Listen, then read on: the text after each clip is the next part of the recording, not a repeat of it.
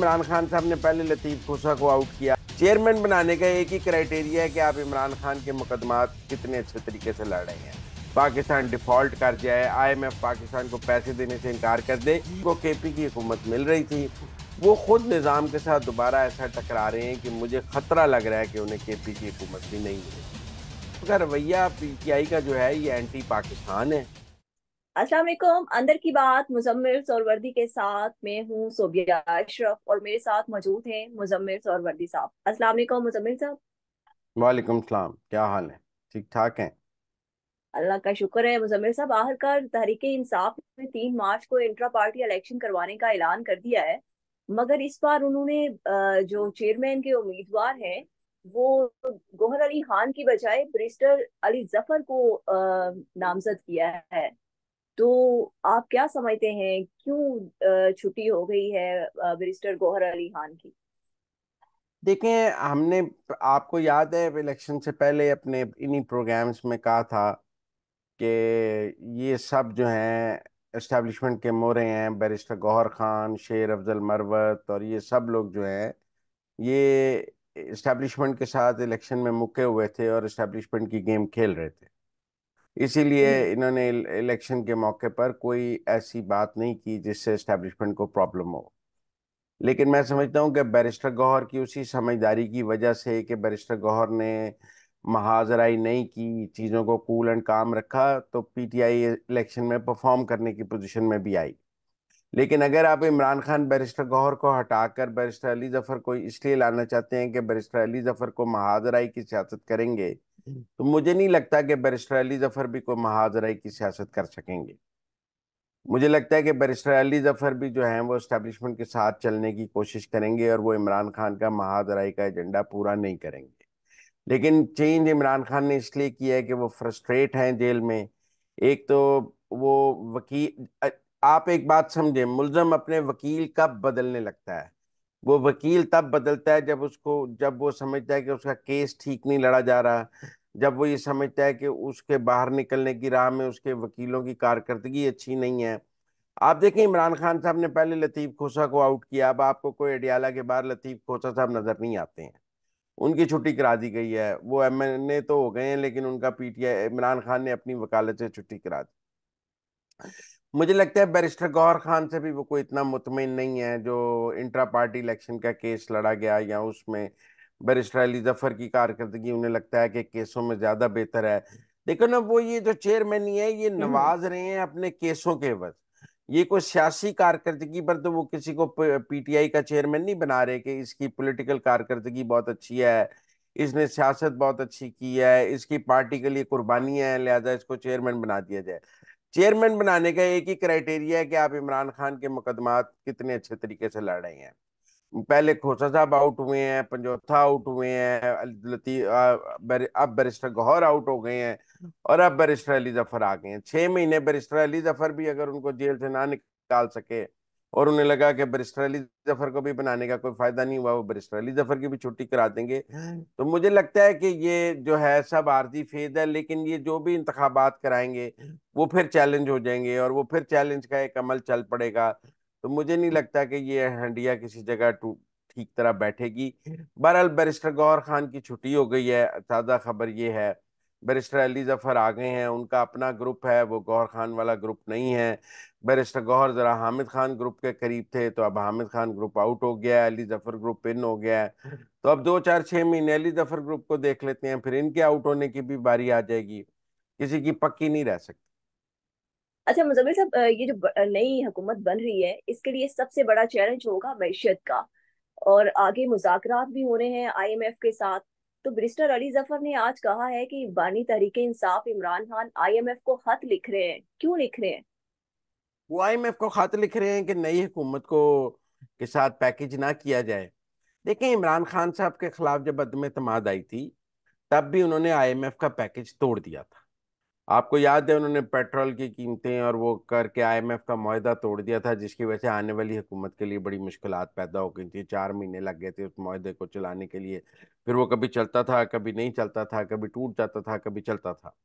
अब सूरत हाल ये है कि अब उसके बाद जब ये हुकूमत ने दोबारा मुआहदा करना चाहा शहबाज शरीफ वाली ने, तो तब आपको याद है शौकत तरीन की एक ऑडियो टेप आई जिसमें वो पंजाब के और केपी के फिनांस मिनिस्टर को कह रहे थे कि आप आईएमएफ को खत लिखें कि वो इस हुकूमत के साथ कोई मुआहदा ना करे, और अगर करेगी तो पंजाब और केपी उस मुआहदे को नहीं मानेंगे और इसको उड़ा देंगे।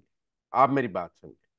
अब सूरत हाल ये है कि वो मुसलसल, मतलब ये को पहली दफा है कि इमरान खान ये कोशिश कर रहे हैं कि पाकिस्तान और आईएमएफ का मुआहदा टूट जाए, पाकिस्तान डिफॉल्ट कर जाए, आईएमएफ पाकिस्तान को पैसे देने से इनकार कर दे। ये कोशिश वो इक्तदार में होते हुए से, जब उनका इक्तदार जा रहा था तब से लेकर अब तक मुसलसल कर रहे हैं। आपको याद है उनसे जब आईएमएफ वालों ने मुज़ाकरात भी किए थे एक दफा जूम मीटिंग के जरिए, तब भी उन्होंने यही कहा था कि पाकिस्तान को पैसे ना दिए जाएं। तो वो मुसलसल यही कहते हैं कि जब तक उनको वजीर आजम ना बनाया जाए तब तक कोई पाकिस्तान को 1 रुपया ना दे, सारे पाकिस्तानी भूखे मर जाएं, पाकिस्तान डिफॉल्ट कर जाए, ताकि सब उनके कदमों में आ जाएं कि इमरान खान तुम आ जाओ, तुम्हारे बगैर तो दुनिया हमसे बात नहीं कर रही। इसलिए अब वो पर उसी बैरिस्टर अली कोशिश में। जफर ने ये भी कहा कि जब तक गुड गवर्नेंस ना हो, आईएमएफ जो है वहां उस मुल्क में कर्जा नहीं देता। तो क्या हमारे मुल्क में तो गुड गवर्नेंस नहीं है फिर? नहीं नहीं, आप ये बताएं कि जब इमरान खान ने आईएमएफ का मुआहदा तोड़ा था तब तो इमरान खान की अपनी हुकूमत थी, वो वजीर आजम थे, उन्होंने क्यों तोड़ दिया? जब उनकी पंजाब और केपी में हुकूमतें थीं और वो आईएमएफ को खत लिख रहे थे कि पाकिस्तान के पैसे ना दिए जाएं, हम शर्तें पूरी नहीं करेंगे, तब उनकी अपनी दो हुकूमतें थी, मरकज की हुकूमत नहीं थी। उसके बाद जब वो थी तो तब भी वो बार बार कह रहे थे, ये एक मुसलसल काम कर रहे हैं वो। आप ये बताएं कि एक वो कह रहे हैं, कह रहे हैं पाकिस्तान डिफॉल्ट कर जाए, आईएमएफ को ना लिखे, तो आप पाकिस्तान के खिलाफ साजिश कर रहे हैं ना। तो इसकी कोई सजा होनी चाहिए, ताकि आइंदा किसी सियासतदान को ये जुर्रत ना हो कि वो अपने सियासी मकासद के लिए पाकिस्तान के साथ खेलना शुरू कर दे। वो मेरा मतलब है, ये तो वही बात है ना कि जो ओवरसीज पाकिस्तानी कहते हैं अगर इमरान खान नहीं है तो फिर हमें पाकिस्तान की कोई जरूरत नहीं है। भाई हमें तो जरूरत है पाकिस्तान की, इमरान खान हो या ना हो। वो कहते हैं इमरान खान नहीं है तो हम पाकिस्तान को पैसे नहीं भेजेंगे, भाई पैसे इमरान खान को भेजते थे। वो कहते हैं जी इमरान खान नहीं है तो हम पाकिस्तान को रेमिटेंसेस बंद कर देंगे। ये जो सोच बनाई गई है कि जी इमरान खान के बाद पाकिस्तान तबाह कर दिया जाए, पाकिस्तान डिफॉल्ट करा दिया जाए, पाकिस्तान को नेस्तो नाबूद कर दिया जाए, ये वो सोच है जो इमरान खान ने पैदा की है और वो खुद भी इसी पर काम कर रहे हैं। मैं समझता हूँ उनको केपी की हुकूमत मिल रही थी, वो खुद निजाम के साथ दोबारा ऐसा टकरा रहे हैं कि मुझे खतरा लग रहा है कि उन्हें केपी की हुकूमत भी नहीं मिलेगी। पर ये जो कार्ड खेला गया है हद का, ये भी तो हो हम्म। सकता है कि वो एस्टेब्लिशमेंट को पैगाम दे रहे हैं कि उनके पास अभी भी सियासी पत्ते बाकी हैं। कोई सियासी पत्ता नहीं है, ये एक डेस्परेट इफेक्ट अटेम्प्ट है। ये कोई, मेरा मतलब है कि ये सियासी पता नहीं है कि आप कहें कि मैं पाकिस्तान को डिफॉल्ट करा दूंगा, मैं पाकिस्तान को तबाह कर दूंगा, मैं पाकिस्तान को कर्जा नहीं लेने दूंगा, ये करूंगा, ये कोई सियासी पता है? ये कोई बंदा के मैं अपने घर को आग लगा दूंगा, ये उसकी सियासी चाल होती है?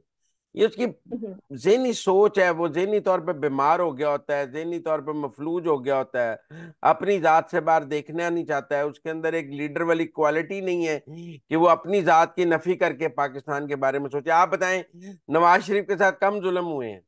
उसने कभी आईएमएफ को खत लिखा है कि पाकिस्तान को कर्जा ना दिया जाए? नवाज शरीफ को ठीक तरीके से इकतदार से निकाला गया था। आप बताएं, बेनजीर भुट्टो को ठीक तरीके से इकतदार से निकाला गया था, उन्होंने आईएमएफ को खत लिखे हैं? आप बताएं, बेनजीर की शहादत के बाद भी कोई पीपल पार्टी ने खत लिखने शुरू कर दिए थे? कौन सी सियासी जमात है जिसके साथ इस मुल्क की एस्टेब्लिशमेंट ने किसी एक स्टेज पे बुरा सलूक नहीं किया या उनको इकतदार से निकाला नहीं गया? लेकिन उन सियासी जमातों ने उसके नतीजे में कोई पाकिस्तान को नुकसान पहुंचाने की सियासत तो नहीं की है। आप बताएं। मेरा मतलब है, आपने नवाज शरीफ को इतनी बुरी तरह यहां से निकाला तो क्या उसने आईएमएफ को खत लिखना शुरू कर दिया? उसने नया वजीर आजम बनाया शायद खकान अब्बासी, उसने आईएमएफ का मुआहदा तोड़ दिया। उन पंजाब में वजीर आला था शहबाज शरीफ, उसने आईएमएफ का मुआहदा तोड़ दिया? उन्होंने तो नहीं आईएमएफ के मुआहदे तोड़े। पीपल्स पार्टी ने तो नहीं, आई यूसुफ रजा गिलानी को निकाला, उन्होंने आईएमएफ का मुआहदा तोड़ दिया। आप मेरी बात सुने, आसरदारी पे मुकदमात बन रहे थे इमरान खान के दौर में, फरियाल तारपुल गिरफ्तार हो रही थी, क्या मुराद अली शाह ने आईएमएफ को खत लिख दिया था कि मैं पाकिस्तान की शराइत को नहीं तस्लीम करूंगा? तो ये मेरे ख्याल में उनका रवैया पीटीआई का जो है ये एंटी पाकिस्तान है। मैं इसको कोई प्रो पाकिस्तान नहीं समझता।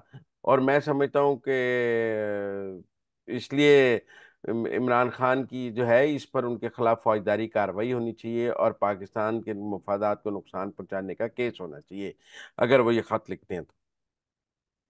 मुजम्मिल साहब, एक और अंदर की बात बताएं।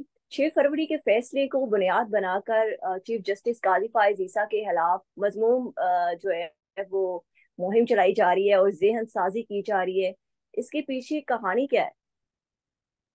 देखिए, मैं समझता हूँ कि ये जो मजहब के नाम पर सियासत है ना, इसकी हौसला शेख नहीं होनी चाहिए। ये जो मजहबी कार्ड अपने मुखालफिन के खिलाफ इस्तेमाल किया जाता है, इसकी हौसला शिक नहीं होनी चाहिए और ये जुर्म होना चाहिए। और मैं समझता हूँ कि ये जुर्म है, जो भी ये काम कर रहे हैं वो जुर्म कर रहे हैं। ये कोई हजूर नबी अकरम की शान की तहफ़्फ़ुज़ नहीं कर रहे। वो हजूर नबी अकरम की ज़ात को अपनी सियासी मकासद के लिए इस्तेमाल करके उस तौहीन रसालत वो कर रही हैं कि आप हजूर नबी अकरम की ज़ात के गिर्द तो कोई सियासत नहीं कर सकते। मतलब आप बताएं, शान रसूल पर सियासत हो सकती है या हजूर की ज़ात पर कोई इस मुल्क में सियासत कर सकता है और वो खुद को उसका ठेकेदार कह सकता है कि मैं ठेकेदार हूं इस बात का। बहरहाल अफसोसनाक है, रियासत को एक्शन लेना चाहिए, ऐसे तमाम लोगों को इबरत का निशान बनाना चाहिए। वो सियासी जमातें जो मुल्क में अकलियतों के लिए मसाइल पैदा कर रही हैं मजहब के नाम पर, उनके खिलाफ भी सख्त एक्शन होना चाहिए। बहरहाल अकलियतों रियासत को ने हमने एक्शन तो ले तहफ़्फ़ुज़। लिया है। FIA ने इमरान रियाज, ये असद कि नूर समेत मुतद्दद यूट्यूबर्स को तलब कर लिया है। सियासतदान भी मुलव्वस हैं। मौलाना फजलुर रहमान साहब का वीलॉग भी कोई इतना पॉजिटिव नहीं है। वो भी मुझे कानून के दायरे में नजर नहीं आता है और चीजें भी मुझे कानून के दायरे में नजर नहीं आती हैं। मैंने TLP के भी इसके ऊपर देखे हैं, वो भी ठीक नहीं है। रियासत को अब ये FIA बहुत कमजोर विंग है। रियासत को इसके ऊपर बतौर रियासत एक्शन लेना होगा और एक सख्त आयरन हैंड के तौर पे आना होगा, वरना ये जो रुझान है ये पाकिस्तान में बहुत खतरनाक है। हमने देखा था एहसन इकबाल साहब को गोली लग गई थी, हमने देखा था जाहिद आमिद के घर पे आपको पता है हमला हो गया था। हमने पहले देखा कि और भी अकलियतों के सलमान कब्रिस्तानों में तहसीर का जाकर कत्ल भी हो गया था। सलमान तासीर का कत्ल भी हो गया था। हमने इसके बाद भी देखा कि पीछे अकलियतों के कब्रिस्तानों पर हमले शुरू हो गए थे। हम उनकी इबादत गाहों का तहफ़्फ़ुज़ भी नहीं कर सकते हैं। ये जो रुझान है कि हम जो है इस मुल्क में अकलियतों को रहने के काबिल ही नहीं करने दे रहे। हिंद सिंध में बच्चियों का मसला है, अकलियत अहमदियों का मसला है, ईसाइयों का मसला है। जड़ांवाला में कौन सी अकलियत है? वो कहते हैं जी अहमदियों का मसला है। अहमदियों का क्या मसला है? क्या जड़ांवाला में आपने चर्चों को आग नहीं लगाई? उसमें TLP मुलव्वस नहीं थी? ये जो सिंध में हिंदू बच्चियों के साथ हो रहा है उसमें कौन मुलव्वस है? और फिर हम उसको जस्टिफाई करने की भी कोशिश करते हैं। तो ये जो मजहब कार्ड है और ये जो मजहबी जुनूनी है, इनका माशरे में कोई जगह नहीं है और मजहब के नाम पर जो सियासत का ट्रेंड जो है ना, इसको खत्म करना होगा। Thank you so much Muzammil साहब कि आपने हमें अंदर की बातों से बाहर किया। मुजम्मिल साहब के मुताबिक मजहब कार्ड को इस्तेमाल नहीं करना चाहिए और ये जो मजहब का ट्रेंड है सियासत में खास तौर पे, इसको खत्म करना होगा। इसके साथ ही मुझे और मुजम्मिल साहब को इजाजत है। अल्लाह हाफिज।